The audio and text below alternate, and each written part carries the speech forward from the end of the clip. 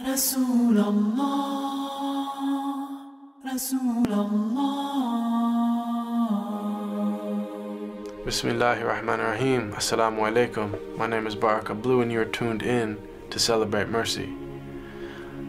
I'm going to read a poem that's entitled Beloved. It's about the beloved, peace be upon him. And it's a summary that I put into poetic form of a passage in Imam Ghazali's Ihya Id-deen where he describes the character of the Prophet. So here we are. Bismillah. Can you imagine one who was the gentlest of men, while being the most brave and just of all who've been? One who conquered all desires of self that make men weak,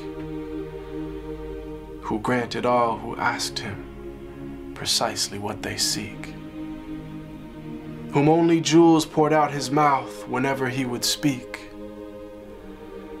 who was the gem amongst the stones of men who shined unique. A selflessness and generosity that some would say was merely myth until they'd seen one of the lovers of his way, who used to mend his sandals, used to patch his clothes, who used to serve his family whenever he was home, who had a noble shyness, not gazing long upon a face, who honored all he ever met, be he king or be he slave, who always felt himself at home the most amongst the poor, who never angered for himself, but only for his Lord. Always just, always truthful, conscious of the one, even if it brought discomfort to himself and those he loved.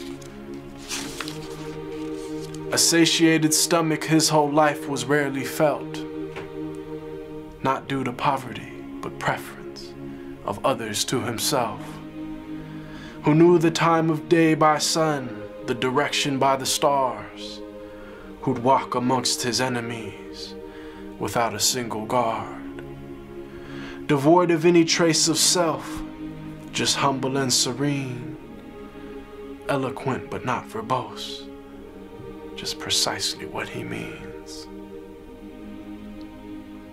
whom all within his company felt light and sacred cheer, whom there was not a thing within creation that he feared, who loved to play with children and run races with his wives, who joined the festivities and honor customs of all tribes.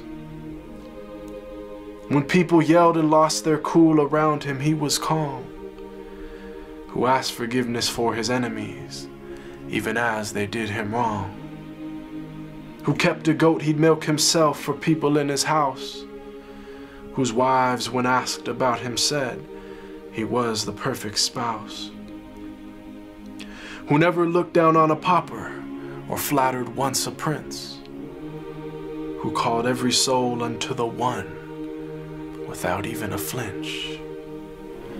Every single gorgeous trait of character he had, of noble lineage, yet he was the orphan of his clan, one imbued with wisdom and piercing inner sight, yet he was the unlettered one who'd neither read nor write. All knowledge and trait of character unflawed were placed inside his very being directly by Allah.